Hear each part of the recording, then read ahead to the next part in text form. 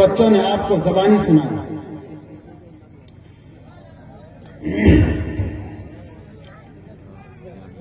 جو پردے میں ہماری مائیں اور بہنیں بیٹھی ہیں ان سے گزارش کروں گا کہ تھوڑی دیر کے لیے خاموش ہو جائیں. عورتوں کے بارے میں بہت مشہور چٹکلا ہے کہ ایک بادشاہ نے اعلان کرا دیا کہ جو سب سے زیادہ جھوٹ بولے گا اس کو میں انعام دوں گا. ذرا غور سے سنیے گا. ایک بادشاہ نے اعلان کرایا کہ جو سب سے زیادہ جھوٹ بولے گا اسے میں سب سے بڑا انعام دوں گا.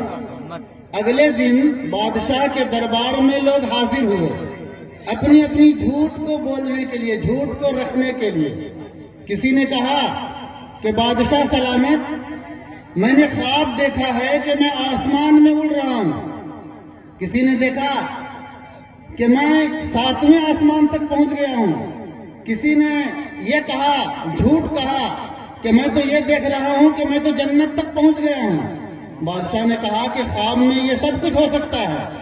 ایک آخری شخص آیا, اس نے کہا کہ میں نے کچھ عورتوں کو ایک جگہ دیکھا اور وہ بالکل خاموش بیٹھی ہوئی تھی.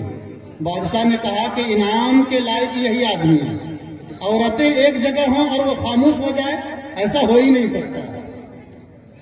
تو آپ سے میں گزارش کروں گا ادب کے ساتھ کہ ہماری مائیں اور بہنیں تھوڑا خاموشی کا ماحول بنائے رکھیں. یہ جلسہ, یہ پروگرام رکھا گیا ہے دینی تعلیم کے اوپر. یقیناً آج ہم لوگ دینی تعلیم سے بہت دور ہو چکے ہیں. اسلام سب سے سچا مذہب ہے اور یہ مدرسہ اور مکتب کا سلسلہ یہ آج کا نہیں ہے. افسوس کہ ہم نے اسے بھلا دیا, لیکن یہ سلسلہ آج کا نہیں ہے. حضور صلی اللہ علیہ وسلم کے زمانے سے یہ سلسلہ چلا آ رہا ہے. جتنی پرانی تاریخ اسلام کی ہے اتنی ہی پرانی تاریخ مدرسے اور مکتب کی بھی ہے. کیا بات ہو گئی؟ بیٹھ جائیں چچا, بیٹھ جائیں. تو میں یہ کہہ رہا تھا کہ یہ مکتب اور مدرسہ, اس کی تاریخ بہت پرانی ہے. جتنی پرانی تاریخ اسلام کی ہے اتنی ہی پرانی تاریخ اس مکتب اور مدرسے کی بھی ہے. حضور صلی اللہ علیہ وسلم کے زمانے میں ابو ہریرہ رضی اللہ تعالیٰ عنہ اور دیگر اصحاب کرام, تقریباً 70 صحابہ کرام ایسے تھے جو صفہ, ایک چبوترے کا نام تھا, اس پر بیٹھ کر دینی تعلیم حاصل کیا کرتے تھے. حضور صلی اللہ علیہ وسلم نے فرمایا کہ جب بچہ بولنا سیکھے اسے اسلام کا کلمہ سکھاؤ, لا الہ الا اللہ بولنا سکھلاؤ. لیکن افسوس آج ہمارے معاشرے میں چلا ہوا کہ جب بچہ بولنا سیکھے تو اسے بسم اللہ کرنا نہ سکھاؤ, اسے لا الہ الا اللہ پڑھنا نہ سکھاؤ, اسے مسجد کے اماموں کے پاس نہ بھیجو, اسے مکتب میں مدرسوں میں نہ بھیجو, بلکہ اسے کہاں بھیجو؟ اسے اسکول میں بھیجو, اسے ABCD کی تعلیم دو. ہم لوگوں نے دین کو بھلا دیا. میں مختصر میں بات کو کاٹ کر آگے بڑھنے کی کوشش کروں گا. مسلمانوں کی بقا, اس دنیا میں مسلمانوں کا رہنا 2 چیزوں پر ہے, ایک علم کی بنیاد پر اور ایک عمل کی بنیاد پر. مسلمانوں کی بقا, بات سمجھنے کی کوشش کیجیے گا. مسلمانوں کی بقا, مسلمانوں کا وجود اس دنیا کے اندر 2 ہی چیزوں پر ہے, ایک علم کی بنیاد پر اور ایک عمل کی بنیاد پر. پوری دنیا کے اندر اگر مسلمان کہیں ذلیل و خوار ہو رہا ہے تو وہ بے علمی کی بنیاد پر اور بے عمل ہونے کی بنیاد پر ذلیل و خوار ہو رہا ہے. ہمارے ماں اور بہنوں کی عزتیں لوٹی جا رہی ہیں تو وہ بے علمی کی بنیاد پر اور بے عملی کی بنیاد پر. ان کو گھر سے باہر بے پردہ نکالا جا رہا ہے تو بے علمی کی بنیاد پر. قرآن کریم میں اللہ نے فرمایا تھا قل للمؤمنین یغضوا من ابصارهم وَيَحْفَظُوا فُجُورَهُمْ کہ مومنہ عورتوں سے کہہ دو، ساتھ میں مومن مسلمانوں مردوں سے بھی کہا گیا قُلْ لِلْمُؤْمِنِينَ يَغُضُّوا مِنْ أَبْصَارِهِمْ قُلْ لِلْمُؤْمِنَاتِ يَغْضُضْنَ مِنْ أَبْصَارِهِمْ دونوں کے لیے یہ حکم ہے کہ مرد بھی اپنی نگاہ نیچی رکھے اور عورتیں بھی اپنی نگاہ نیچی رکھے اور اپنے شرمگاہ کی حفاظت کریں۔ لیکن آج افسوس کہ ہماری مائیں اور بہنوں کے حیا ختم ہو گئی، ہمارے بھائیوں کے نظروں سے حیا ختم ہو گئی، آج ہماری مائیں اور بہنیں بے حیا ہو گئیں، اسی وجہ سے عزتیں داغدار ہو گئیں۔ اور یہ ٹیکنالوجی کا زمانہ ہے، 4G اور 5G کا زمانہ ہے۔ ہم نے اپنے بچوں کے ہاتھ میں موبائل دے دیا جس نے ہماری بچی کو گھر کے اندر رکھتے ہوئے بھی بے عزت کر ڈالا، ہماری عورتوں کی عزتوں کو ختم کر ڈالا۔ نیٹ کے ذریعے سے، واٹس ایپ کے ذریعے سے، فیس بک کے ذریعے سے اور دیگر ذرائع کے ذریعے ہماری ماں اور بہنوں کی آج عزتیں ختم ہو گئیں، عزتیں نیلام ہو گئیں، غیروں نے لوٹ لیا۔ کیوں؟ کیونکہ ہم دین سے بے خبر تھے۔ ہمارا دین کیا سکھاتا ہے، اسلام کیا سکھاتا ہے، حضور کی کیا تعلیم ہے، ہم اس سے بے خبر جس دن ہو گئے اسی دن ہمارا سب کچھ لٹ گیا، ہمارے پاس کچھ بھی نہ رہا۔ حالانکہ یہ دین آخری دین تھا، اس کی حفاظت کرنا ہم پر ضروری تھا، لازم تھا کہ ہم آنے والی نسلوں کو صحیح سلامت دین پہنچاتے۔ جس طرح حضور صلی اللہ علیہ وسلم نے طائف کی گلیوں کے اندر پتھر کھا کر اپنے جسم کو لہو لہان کر کے دین صحابہ کرام تک پہنچایا، صحابہ کرام جنگ احد کے اندر، بدر کے اندر شہید ہو کر کے دین ہم تک پہنچایا، اپنی بیویوں کو بیوہ کر کے، اپنی اولاد کو یتیم کر کے، اپنے ماؤں کو بے سہارا کر کے دین ہم تک پہنچایا۔ ہم پر بھی ضروری اور لازم تھا کہ ہم آنے والی نسلوں تک دین صحیح سالم پہنچاتے، لیکن افسوس کہ آج ہمارا سینہ دل علم سے خالی ہے، ہمارے اندر کوئی علم نہیں ہے، ذرا ذرا سی بات پر ہم اکھڑ جاتے ہیں۔ آج بھائی بھائی کا نہیں ہے، برسوں سے کیس چل رہے ہیں، دونوں کے درمیان صلح نہیں ہوتا ہے، ماں باپ ایک دوسرے سے ناراض، بیٹا ماں سے ناراض ہے، بیٹی ماں سے ناراض ہے، بات چیت نہیں ہے، بھائی بھائی میں دشمنی چلی آ رہی ہے۔ حالانکہ اللہ کا فرمان ہے انما المؤمنون اخوہ، حضور صلی اللہ علیہ وسلم نے فرمایا کہ مسلمان آپس میں بھائی بھائی ہے، المسلم اخو المسلم، مسلمان آپس میں بھائی بھائی ہے۔ مکہ مکرمہ سے ہجرت کر جب مسلمان مدینہ پہنچے، آپ کو یاد ہوگا جن سے کوئی رشتہ نہیں تھا، صرف ایمان کا رشتہ تھا، کوئی رشتہ نہیں تھا، انہوں نے اپنی زمین میں بھی حصہ دیا، اپنے گھر بار میں حصہ دیا، تجارت میں حصہ دیا۔ لیکن افسوس کہ ہمارے معاشرے کے اندر آج مسلمان بھائی بھائی کی مدد کرنا نہیں چاہتا ہے۔ کیوں؟ یہ سب کیوں ہو رہا ہے؟ اسلامی تعلیم سے دور ہونے کی وجہ سے بھائی بھائی کی مدد نہیں کرتا، اسلامی تعلیم سے دور ہونے کی وجہ سے بھائی آگے بڑھ گیا، پیسہ زیادہ کمانے لگا، پیچھے دوسرے بھائی پیچھے پڑ گئے، ٹانگ کھینچنے لگے کہ کہیں یہ آگے نہ بڑھ جائے۔ یہ سب کیوں ہو رہا ہے؟ کم علمی کی وجہ سے۔ پتا چلا کہ علم بہت ضروری ہے، علم بہت ضروری ہے۔ کتنا وقت ہے؟ وقت ہے نا؟ ایک اور بات، علم بہت ضروری چیز ہے۔ میں نے شروع میں کہا کہ علم ہی کی وجہ سے، علم کے نہ ہونے کی وجہ سے، علم سے خالی ہونے کی وجہ سے آج مسلمان پوری دنیا کے اندر ذلیل ہو رہا ہے۔ اللہ رب العزت نے سورہ رحمان کے اندر فرمایا الرحمن علم القرآن۔ پتا چلا کہ علم بڑی چیز ہے۔ مسلمانوں کے پاس جو قرآن ہے یہ بھی بہت بڑی دولت ہے، بہت بڑا معجزہ ہے۔ آج ہم قرآن سے دور ہو گئے، آج ہم اسلام سے دور ہو گئے، حضور صلی اللہ علیہ وسلم کی سنتوں سے دور ہو گئے۔ یہی وجہ ہے کہ پوری دنیا کے اندر مسلمانوں پر تھوکا جا رہا ہے، مسلمانوں کو بے عزت اور ذلیل کیا جا رہا ہے۔ اگر ہم پھر سے عزت پانا چاہتے ہیں تو ہمیں صحابہ کرام والا طریقہ اپنانا ہوگا۔ صحابہ کرام نے کامیابی حاصل کی، 313 ہزاروں پر بھاری ہوئے، صرف دو چیزوں کی بنیاد پر، علم کی بنیاد پر اور عمل کی بنیاد پر۔ صحابہ کرام کے پاس 400 پارے کا قرآن نہیں تھا۔ غور سے سنو، صحابہ کرام کے پاس 400 پارے کا قرآن نہیں تھا جسے پڑھ کر وہ کامیاب ہوئے، ان کے پاس بھی 30 ہی پارے کا قرآن تھا جسے پڑھ کر وہ کامیاب ہوئے۔ آج ہم پڑھ کر کیوں کامیاب نہیں ہوتے؟ کیونکہ ہمیں پڑھنا ہی نہیں آتا، ہمارے پاس علم نہیں ہے۔ صحابہ کرام نے بھی 30 روزے رکھے، وہ کامیاب ہو گئے۔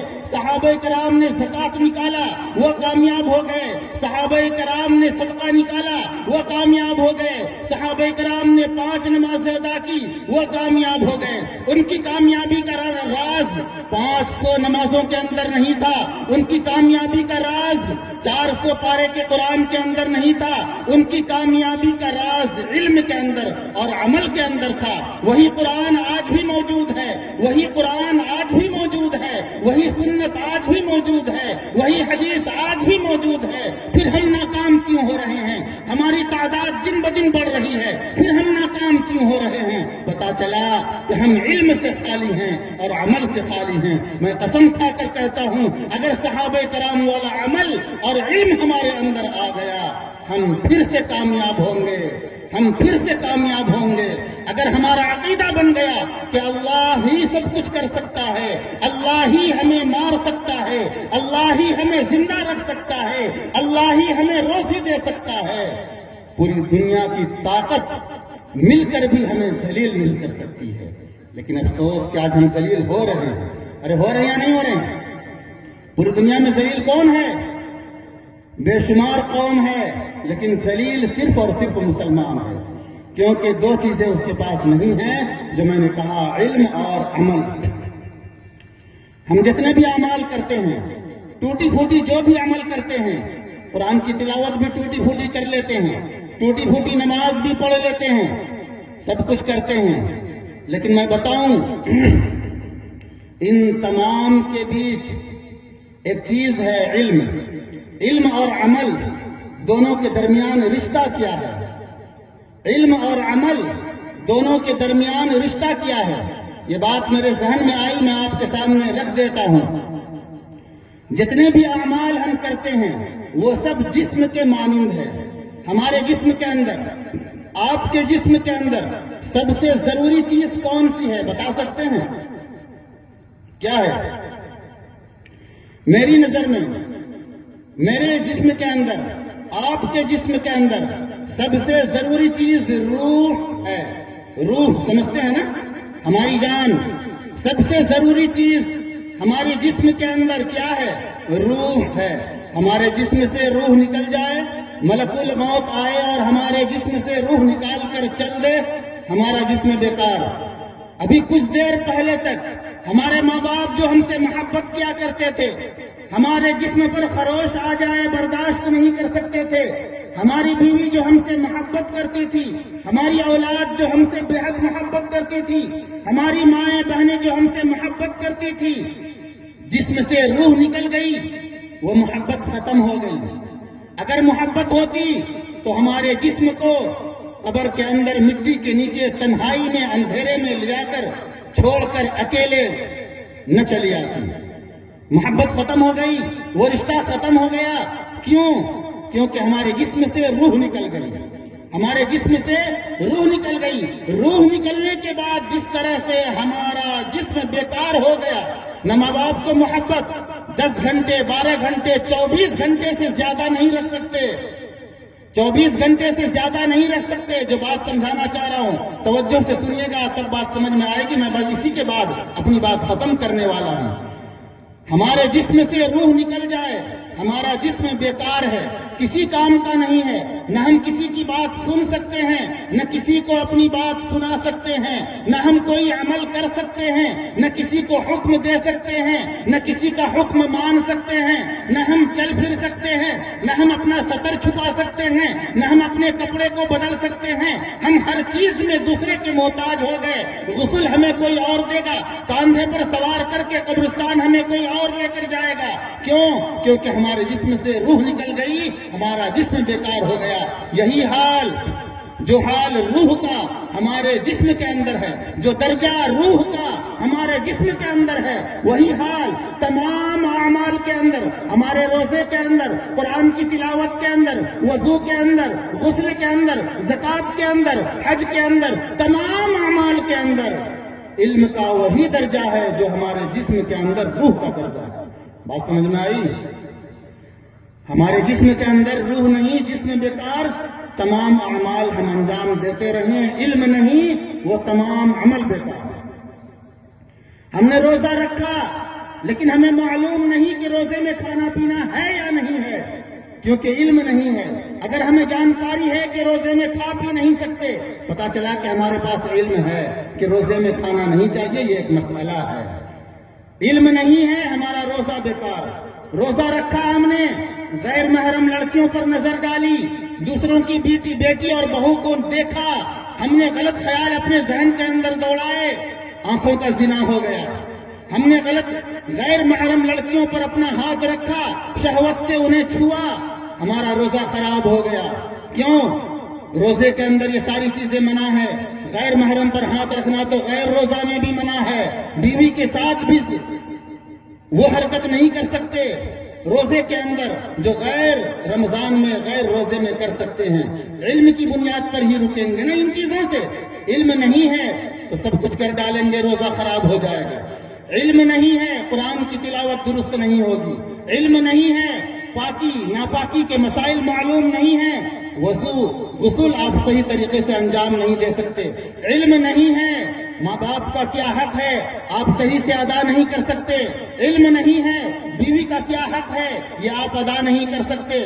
علم نہیں ہے، شوہر کا کیا حق ہے یہ آپ ادا نہیں کر سکتی۔ ہماری ماں بہنیں، میں ان سے یہ بات کہنا چاہتا ہوں کہ علماء کرام نے یا ایھا الذین آمنوا لا ترفعوا اصواتکم فوق صوت النبی ولا تجہروا له بالقول کجہر بعضکم لبعض ان تحبط اعمالکم وانتم لا تشعرون۔ اس آیت کے تحت لکھا ہے، ایک مسئلہ اپنی بہنوں کو بتانا چاہتا ہوں جو پردہ میں بیٹھی ہوئی ہیں، جو گھر میں بیٹھی سن رہی ہیں، ان کو بتانا چاہتا ہوں کہ شوہر کے سامنے بلند آواز سے بات کرنے سے روزہ، نماز، حج، زکوٰۃ، قرآن کی تلاوت، ذکر و اذکار، تہجد، تسبیح، تمام عمل کی نیکیاں برباد ہو جاتی ہیں۔ بات سمجھ میں آ رہی ہیں؟ تو شوہر سے بدتمیزی نہیں کرنی ہے، شوہر سے بدتمیزی نہیں کرنی ہے۔ جس طرح نبی کا مقام بہت بڑا ہے، اسی آیت کے تحت علماء کرام نے لکھا ہے، اسٹیج پر بڑے علماء بیٹھے ہیں، تحقیق کرا لیں۔ شوہر کے سامنے بلند آواز سے بات کرنے سے بیوی کے اعمال برباد ہو جاتے ہیں۔ ماں باپ کے سامنے بلند آواز سے بات کرنے سے اولاد کے نیک عملوں کا صلہ ختم ہو جاتا ہے، نیکیاں برباد ہو جاتی ہیں۔ اس لیے میں گزارش کروں گا اپنے نوجوان بھائیوں سے اور اپنی بہنوں سے کہ ماں باپ کے سامنے بھی بلند آواز سے بات چیت نہ کرے، اور بہنوں سے خاص طور پر کہ شوہر کے سامنے بلند آواز سے بات چیت نہ کرے۔ اس سے نیکیاں ختم ہو جاتی ہیں، پتہ نہیں چلتا۔ بہرحال تو میں یہ کہہ رہا تھا کہ ہمارے تمام اعمال کے اندر علم کا مقام وہ ہے جو ہمارے جسم کے اندر روح کا مقام ہے۔ روح نکل گئی، ہمارا جسم بیکار ہے۔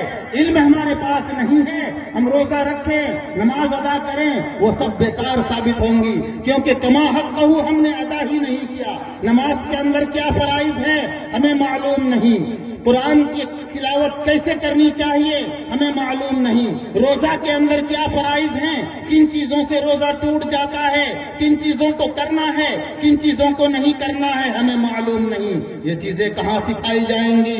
مکتب کے اندر سکھائی جائیں گی۔ یہ چیزیں کہاں سکھائی جائیں گی؟ مدرسے کے اندر سکھائی جائیں گی۔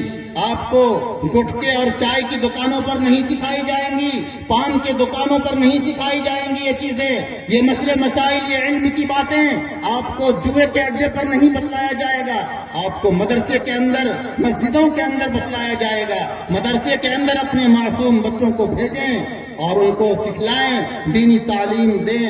علم بہت ضروری چیز ہے، علم کے بغیر ہماری زندگی بیکار ہے۔ علم نہیں ہے تو ہم جانوروں سے بھی بدتر ہیں۔ یہ میں نہیں کہہ رہا ہوں، قرآن اٹھا کر دیکھو، اللہ فرماتا ہے اولئک کالانعام بل ہم اضل، جن کے دلوں پر قرآن کی بات اثر نہیں کرتی، جو لوگ قرآن پر عمل نہیں کرنا چاہتے ہیں، جو لوگ قرآن سمجھنا نہیں چاہتے ہیں، جو لوگ قرآن سے دور بھاگتے ہیں، جانوروں کے مانند ہیں۔ بلکہ آگے بڑھ کر یہ فرما دیا بل ہم اضل، جانوروں سے بھی بدتر ہیں۔ اکتا گئے کیا؟ جانوروں سے بھی بدتر ہیں وہ لوگ جو قرآن کو سمجھنا نہیں چاہتے، سیکھنا نہیں چاہتے۔ آخر میں ایک بات اور کہنا چاہوں گا کہ پڑھنے کی کوئی عمر نہیں ہوتی ہے۔ یقیناً مجھ سے زیادہ عمر کے لوگ یہاں بیٹھے ہیں۔ میں بہت ہی ادب سے آپ سے کہنا چاہتا ہوں کہ اگر آپ کو قرآن پڑھنا نہیں آتا ہے، مکتب میں مدرسے میں پہنچیں، امام صاحب سے، حافظ صاحب سے آپ بات کریں کہ مجھے قرآن سیکھنا ہے۔ خدا کی قسم پڑھنے کی کوئی عمر نہیں ہوتی ہے۔ ماں کی گود سے لے کر قبر تک پڑھ سکتے ہیں، ماں کی گود سے لے کر قبر تک آپ پڑھ سکتے ہیں۔ جب قرآن نازل ہونا شروع ہوا، حضور صلی اللہ علیہ وسلم کی عمر 40 سال، صدیق اکبر رضی اللہ تعالی عنہ کی عمر تقریباً 38 سال۔ 38 سال کی عمر میں ہم سب کے پہلے خلیفہ حضرت ابو بکر رضی اللہ تعالی عنہ نے قرآن کو یاد کرنا شروع کیا اور پورا قرآن یاد کیا۔ کیا ہم نہیں سیکھ سکتے قرآن پاک؟ کیا ہم قرآن کی آیتیں نہیں سیکھ سکتے؟ ابو ہریرہ رضی اللہ تعالی عنہ فرماتے ہیں کہ جس دل میں قرآن کریم کی ایک بھی آیت نہیں ہے، جس دل میں قرآن کریم کی ایک بھی آیت نہیں ہے، وہ دل ویران گھر کے درجے میں ہوتا ہے۔ ویران گھر اسے کہا جاتا ہے جہاں بھوتوں کا، شیطانوں کا بسیرا ہوتا ہے۔ ہمارے دل میں اگر قرآن کی آیت نہیں ہے، ہمارا دل اللہ کے ذکر سے خالی ہے، ہمارا دل اللہ کی یاد سے غافل ہے، یقیناً ہمارے دل کے اندر شیطانوں کا زور چلتا ہے۔ اس لیے آج ہی یہ ارادہ کریں کہ ہم قرآن پاک ضرور سیکھیں گے انشاءاللہ۔ دیکھ کر نہیں پڑھ سکتے کوئی حرج نہیں، حافظ سے ایک ایک آیت پوچھ کر یاد کیجئے، ایک آیت کو 10 بار 20 بار پڑھیے، چلتے پھرتے پڑھتے رہیے، کھیت میں ہل چلا رہے ہیں وہاں بھی قرآن کی آیت پڑھتے رہیے۔ الحمدللہ رب العالمین الرحمن الرحیم مالک یوم الدین۔ ایک دن میں ایک سورہ یاد نہیں کر سکتے، ارے ایک مہینے میں ایک سورہ یاد ہوگی۔ خدا کی قسم جب آپ مریں گے، فرشتے قبر کے اندر آپ کو قرآن یاد کرائیں گے۔ حدیث پاک کا مفہوم ہے، پوچھیں علماء کرام سے۔ جو علم دین سیکھتے ہوئے مر جاتا ہے، میں صرف مردوں سے متوجہ نہیں ہوں، میں اپنی ماں اور بہنوں سے بھی یہی کہنا چاہتا ہوں کہ علم دین سیکھنا شروع کر دیجئے، گھر کے کام کیجئے، سارے کام کیجئے، کھانا پینا پکائیے، بچوں کا بھی انتظامات کیجئے، سارے انتظامات کے ساتھ دن بھر میں صرف ایک آیت سیکھیے، لیکن سیکھیے ضرور۔ اسی حالت میں جب آپ کا انتقال ہو گیا، مرنا سب کو ہے، انتقال ہو گیا، فرشتے اللہ کی طرف سے قبر میں مقرر ہوں گے اور وہ آپ کو قرآن کی تعلیم دیں گے۔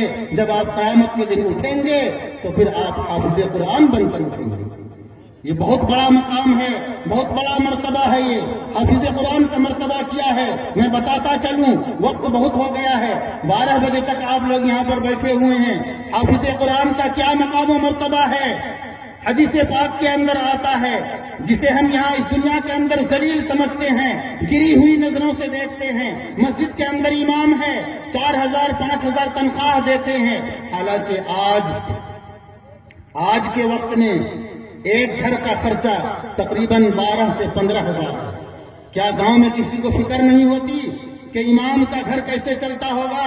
کیا امام کے گھر جبرائیل امین کھانا لے کر اترتے ہیں؟ کیا امام کے گھر من و سلوہ اترتا ہے؟ ایسا نہیں ہے، اسے بھی ضرورت ہے، ان کے بھی بیوی بچے بیمار ہوتے ہیں، ان کے بھی گھر مہمان آتا ہے، ان کی بھی رشتہ داری ہے۔ کیا ان کی تنخواہ ہم نہیں بڑھا سکتے ہیں؟ میں تو بول دیتا ہوں جہاں جاتا ہوں، صاف صاف میں تو بول دیتا ہوں، اور بولنا بھی چاہیے۔ 4000 5000 میں وہ دین کی خدمت انجام دے رہے ہیں، حالانکہ سب سے بڑی خدمت یہ دین کی خدمت ہے۔ سرکار دو عالم صلی اللہ علیہ وسلم کی طرف سے سند یافتہ لوگ ہیں یہ لوگ۔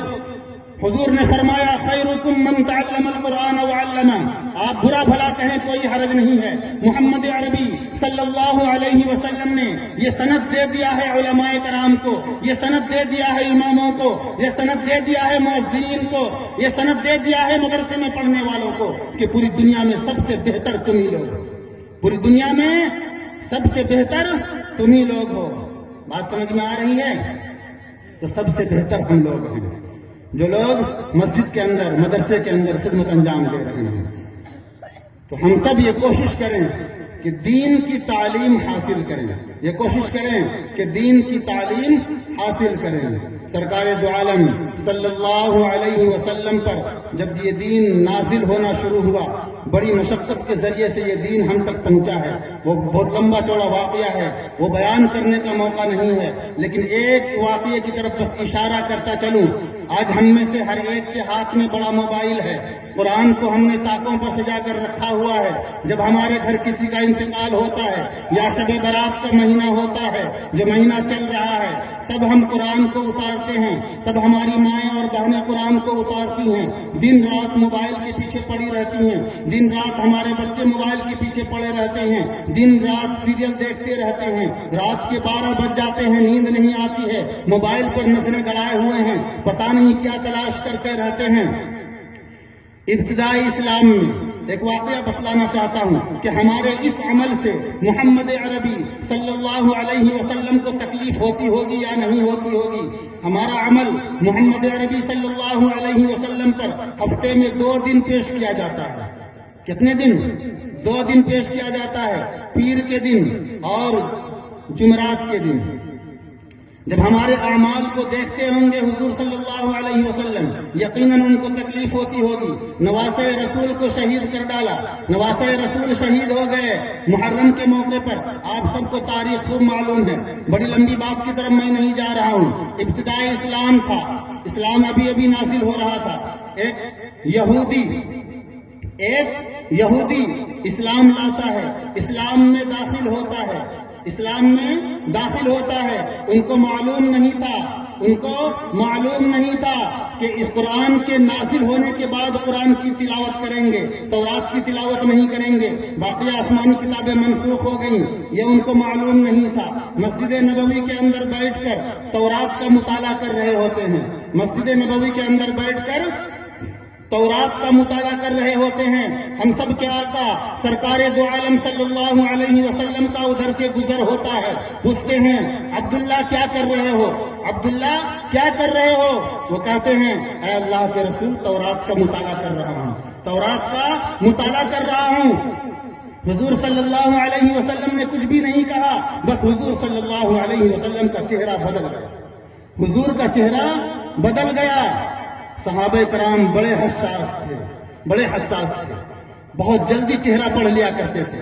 ہماری طرح نالائق نہیں تھے کہ ماں باپ ناراض ہو جائیں ہم ان کو منانے کی کوشش نہیں کرتے ہیں، استاد ناراض ہو جائے ہم منانے کی کوشش نہیں کرتے ہیں، ٹیچر ناراض ہو جائے ہم منانے کی کوشش نہیں کرتے ہیں۔ صحابہ کرام پیچھے لگ گئے، اے اللہ کے رسول میرے ماں باپ آپ پر قربان، آپ بتائیں تو صحیح کہ مجھ سے غلطی کیا ہوئی کہ آپ کا چہرہ بدل گیا؟ حضور صلی اللہ علیہ وسلم نے فرمایا کہ یہ تورات جس پر نازل ہوئی ہے اگر آج وہ بھی ہوتے تو ان کو بھی تورات چھوڑ کر قرآن کا مطالعہ کرنا ہوتا، ان کو بھی تورات چھوڑ کر قرآن کا مطالعہ کرنا ہوتا۔